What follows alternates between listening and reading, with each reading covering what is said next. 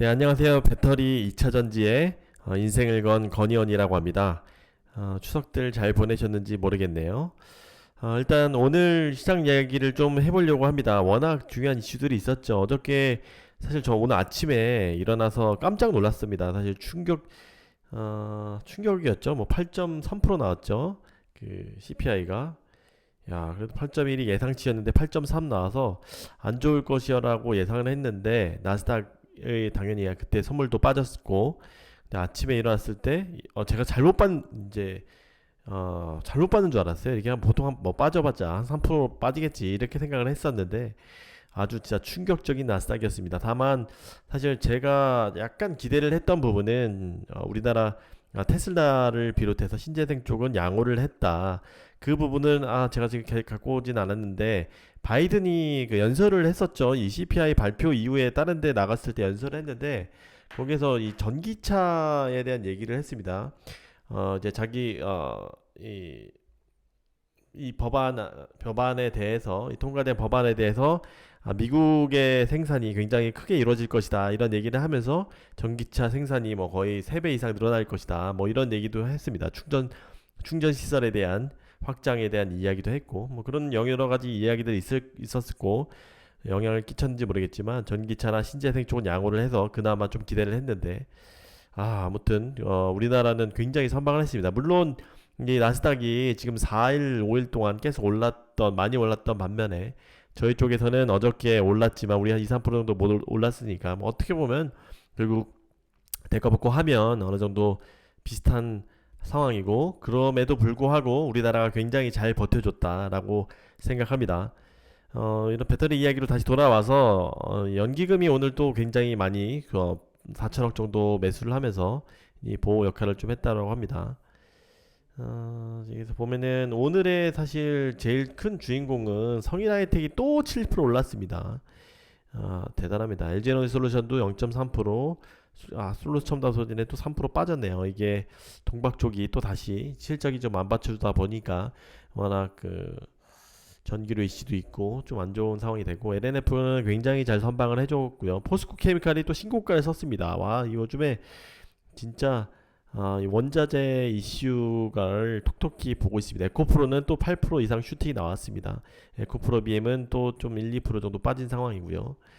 대주전자 재료도 뭐 빠졌고 나노신 소재도 좀 빠졌고 SKC 동박 쪽이 또 다시 다 많이 빠졌다고 볼 수 있습니다. 삼성 SDI는 뒤에 좀 제가 말씀을 드리겠지만 이 테슬라 쪽의 가능성이 좀 높아지지 않나라는 생각이 또 드는데 개인적으로는 뭐 여러 결과론적인 이야기들이 있겠지만 좀 2% 올랐고요. 금양은 또 8% 상승을 해주는 완전 테마주 성격의 것으로 지금 흘러가고 있습니다. 오늘 주로 이야기를 말씀드리려고 하는 부분은 에코프로하고 에코프로 BM 이야기를 좀 하고 싶어요. 물론 에코프로 BM 아침에 리포트를 떴습니다. 떴는데 5% 이상의 급락을 거의 사실 보였었죠. 오늘 굉장히 그래도 만회를 잘 하고 끝났는데 이거를 좀 제가 간단히 정리를 해봤던 건데 저는 이제 제가 한번 이전에 에코프로에 대한 얘기는 에코프로에 대해서 완전 사실 2배 급등했잖아요. 6만원에서 12만원까지 뭐 단기간에 거의 1개월 안에 왔던 건데 이거는 분명히 이 폐배터리 이슈 말고도 뭔가 뒤에 숨어있는 이슈가 있다라고 말씀을 드렸죠. 제가 방송에 이전에 에코프로에는 뭔가 다른 음모가 있다라는 얘기를 했는데 이 부분은 제 방송을 꼭 보신 분들은 아시겠지만 저는 사실 뭐 수급이나 이런 차트나 이런 부분 음모 막 이런 거에 대해서 막 그렇게 크게 귀 기울이는 건 아닙니다만 워낙 지금 이동채 회장의 지분에 대한 에코프로 지분에 대한 이슈가 불거지고 있죠. 그 뒤에 어느 정도 숨겨져 있는 의미는 파악을 해야 된다. 뉴스 기준, 팩트 기준에 라고 말씀을 드렸는데 그래서 사실 에코프로는 저는 오래 갖고 있었죠. 결론적으로 말하면 에코프로를 일부 오늘 에코프로 BM으로 시프트를 했습니다. 그 근기는 제가 한번 말씀을 드려볼게요. 에코프로의 장점은 지금 폐배터리 이슈를 완전 톡톡히 타고 있죠.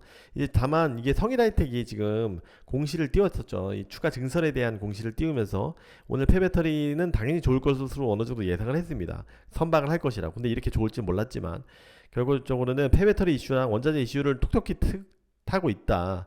그런 부분이 있는데 거기에다가 지금 제가 계속 말씀을 드렸죠. 이동채 회장의 지분을 늘리고 있는 것 같다라고 말씀을 드렸죠. 이게 에코프로는 지주회사로서 이 모든 그룹을 소유할 수 있는 핵심 계열사가 에코프로이기 때문에 이동채 회장이 뭐 이름 TLC의 에코프로 BM의 지분을 팔고 에코프로를 사는 것으로 느껴진다. 뭐 물론 이건 어느 정도 시장에 다 퍼져 있는 이야기지만 이런 것들이 굉장히 잘 버텨주고 있습니다. 에코프로 같은 경우에 장점이 있습니다.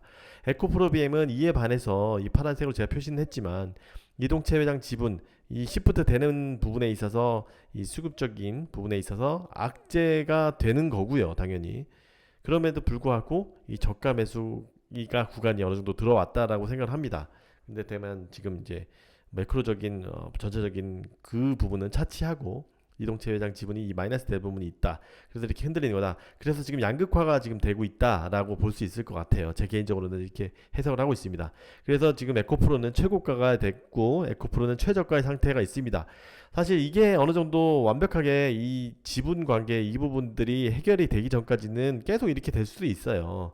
근데 이제 이것들이 사실 뭐 제가 언제 끝날지는 이동채 회장의 뭐 머릿속으로 들어가 봐야지 알겠죠. 그래서 어쨌든 제 결론은 이런 것들이 어느 정도 끝나면 이런 부분에 있어서 빛을 바라볼 것이라고 생각하고 있고 실제 오늘 전창현 대신증권의 리포트에 의하면 에코프로비엠의 영업이익이 1,300억 정도인가 예상을 한다고 하는데 컨센이 1,100억 정도 되는데 어떤 부분도 있고 결국은 또 실적이 어느 정도 10월 되면은 또 7, 8, 9 끝나면 10월쯤에는 이제 다시 실적 이슈로 돌아올 겁니다. 에코프로비엠 같은 경우는 단점이 이런 터질 것이 많지가 않다는 게 단점인데 그 부분은 이제 실적 이슈로 커버를 하는 수밖에 없습니다. 그래서 제가 그 부분은 좀 누누이 말씀을 드렸죠. 그래서 저는 이제 최고가 최저가의 상황인데 저의 선택은 이게 좀 시프트를 어느 정도 고려를 하고 있고 실제 행하고 있다. 어느 정도 뭐 왜냐면 사실 제가 당장 뭐 내일 또 어떻게 될지 모릅니다. 또 이렇게 또 벌어질 줄 몰라요. 그런데 이런 장기적으로 시프트를 통해 가지고 이익을 최대화하려고 하는 그런 부분이 있다라고 왜냐면 제가 뭐 자산이 무한정 있는 것이 아니기 때문에 굳이 시프트를 이익을 최대한다는 관점에서는 에코프로 BM도 이제 좀 매력이 있지 않나라고 생각이 들고 있습니다. 제가 이거 뭐 절대 매도를 권고하는 건 아닙니다. 제 그 뒷단에 제 머릿속을 한번 좀 이렇게 브리핑 해봤고요. 참고로 오늘 에코비하고 LNF를 보면 에코비가 시총이 10조 5천 LNF가 8조 5천이라고 해서 81%까지 왔습니다. 거의 원래 뭐 많이 벌어질 때는 60%까지 이렇게 차이가 났는데 지금 이렇게 비정상적으로 급격하게 줄고 있는 부분은 이런 수급적인 부분도 영향이 있다라고 생각합니다. 물론 결과론이라고 하시면 제가 할 말 없습니다. 제가 예전에 에코프로에 대해서 많이 언급을 했는데 그런 부분에 있어서 좀 참조하시거나 뭐 제 구독자분들은 제가 어떤 얘기를 하는지는 아시겠지만 그 부분은 좀 참조하셨으면 좋겠습니다. 저는 어쨌든 이런 흐름이 언젠가는 다시 오지 않을까. 에코프로비엠이 이렇게 물론 저는 다 LNF가 좋다고 생각을 하고 있지만 에코프로비엠도 이 정도로 저 가치를 받을 건 아니고 분명히 실적 때는 다시 주목받을 것이다 라고 생각합니다. 에코프로는 시총 7위까지 올라왔더라고요. 대단합니다. 이렇게 에코프로 그룹의 이동채 회장은 거의 자기의 지금 2위에 있지 7위에 있지 코스닥 10위에 두 개 자기 회사를 갖고 있다는 건 대단합니다. 그리고 또 오늘 또 보면은 8월 전기차 부분이 나왔죠. 침투율이 18.7%, 전기차 전체는 62% 신장해서 80만 대 팔았다. 근데 유럽 같은 경우는 20만 대 팔아서 2%밖에 신장을 못했습니다. 굉장히 안타까운 얘기입니다. 저희는 이제 유럽에 거의 지금은 미래는 유럽이고 미래는 미국이고 지금 현재는 유럽인데 유럽에 있어서 지금 신장률이 2%밖에 못했다는 것은 좀 안타까운 상황입니다. 이 침투율을 계속 보셔야 되는 게 침투율이 지금 이렇게 갑니다. 결국은 이 시장이 이렇게 급진할 때 수익률이 좋고 이 어느 정도 이 완곡점 변곡점이라고 표현을 하죠. 이런 완곡하게 움직이는 시점에서는 수익률이 굉장히 떨어질 것이기 때문에 아직은 당연히 이 구간이 왔다고는 생각 안 들고요. 이 침투율은 계속 잘 이제 보셔야 됩니다. 30% 정도가 이제 어느 정도 이 스마트폰도 보게 되면 이 곡선이었던 것으로 제가 파악을 하는데 한번 다시 나중에 장기적인 부분은 또 말씀을 드릴 수 있도록 하겠습니다. 그리고 올해를 보면 북미가 이 대수를 보시면 딱 봐도 중국이 장난 아니죠. 지금 유럽이 260만 대, 아니죠. 대수를 좀 잘못 얘기를 했네요. 맞죠. 20만 대니까. 요거를 그러면은 중국이 630, 북미가 116, 기타 시장이 55.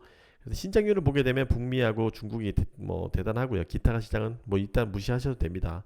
유럽이 신장률이 11%밖에 안 되는 게 아쉬운 시장이다. 그러나 북미 시장이 이제 본격화가 될 것이기 때문에 기대를 하고 있는 거고요. 지금 시장에서 그런 부분을 인지를 하고 있는 거고 보면은 오늘 또 삼성 SDI가 또 이슈가 되는데 제 생각은 이 부분입니다.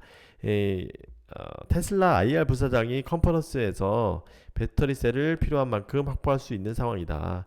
이는 외부 협력사를 지속 확대했기 때문이다. 그 부분이 지금 LG 엔솔이나 BYD나 CATL이나 이런 사실 추가된 데는 뭐 CATL, BYD 정도인 것 같긴 한데 아직 뭐 확실하다고는 밝히고 있지는 않지만 앞으로 더 많은 공급 업체를 추가하려고 할 겁니다. 얘네들은 가격 경쟁력을 도모할 것이기 때문에 삼성 SDI가 굉장히 이런 부분에 있어서 원통형에 있어서 기술력이 좋기 때문에 장기적으로는 납품 가능성이 불거지고 있습니다. 제 개인적으로는 할 것 같아요. 이 시간적인 문제가 있겠지만 왜냐면 4680이 지금 내년에 엄청 많이 필요할 거예요. 이쪽 그 사이버 트럭 A 하려면 픽업 트럭을 하려면은 또 워낙 그 덴시티가 높은 에너지 밀도가 높은 배터리를 필요하려고 하기 때문에 이쪽은 많이 또 장기적으로 될 겁니다. 이쪽은 에코프로빔이 그럼 또 좀 수혜를 받으려고 할 거긴 한데 어쨌든 삼성 SDI가 가능성이 있습니다. 양극재를 어디로 쓸지는 아직 뭐 대부분 에코피를 쓸 가능성이 제일 높은 상황이긴 하지만 이 부분은 제가 또 나중에 다룰 수 있도록 하고요. 뭐 테슬라가 저가 모델 출시 가능성을 시사했죠. 이거는 뭐 이게 좀 오래 뒤에 얘기할 것 같아요. 지금 사이버 트럭이나 지금 먼저 잘 해야 되죠. 17년에 지금 1.2억 원 대당 비용이 생산 원가였었는데 최근 5천만 원까지 하락했다. 그래서 지금 이윤을 굉장히 많이 나눠먹고 있다라고 볼 수 있을 것 같아요. 오늘은 이 정도로 마칠까요? 네, 이 정도로 마치고 네네네 이 정도로 오늘은 좀 짧게 마칠 수 있도록 하겠습니다. 좀 짧게 보시면 좀 많은 분들이 시청해 주시더라고요. 그래서 사실 지금 매크로 장세는 계속 이렇게 힘든 장세가 지속될 거예요. 그렇기 때문에 저희도 옛날 같이 그렇게 호황 장세를 기대하기에는 어려운 상황이기 때문에 더 물론 호황 장세면 좋지만 이러면 또 다시 지금 뭐 태조 이방원 이런 얘기 하잖아요. 태조 이방원 다 섹터가 있지만 유일하게 지금 이 뭐 실적들이 지금 찍히는 데는 배터리밖에 없습니다. 그래서 이런 부분은 배터리 같은 경우는 이 메가스트림이라는 얘기를 하고 싶어요. 다시 이런 부분에 있어서 아예 이 1년 반짝하고 2년 반짝하고 할 산업이 아니에요. 메타버스처럼 잠깐 반짝하고 지금 요즘에 메타버스 얘기 쏙 들어갔잖아요. 실제 메타버스 잘 기업들에서 추진 안 합니다. 지금 왜냐면 그것들이 매출로 발생하기가 굉장히 수익화하기가 굉장히 힘든 부분이기 때문에 그래서 실적 지금 이렇게 많은 지금 성장주들이 있지만 거기에서 이제 지금같이 이렇게 고금리로 가는 상황에서는 실적이 안 받쳐주면 거의 다 죽는 거라고 보시면 됩니다. 이상 이 정도로 방송을 오늘은 좀 마치도록 하고요. 또 힘들거나 또 좋을 때 다시 한번 찾아뵙도록 하겠습니다. 구독, 좋아요, 알림 설정, 홍보 꼭 부탁드립니다. 감사합니다. 안녕히 계세요.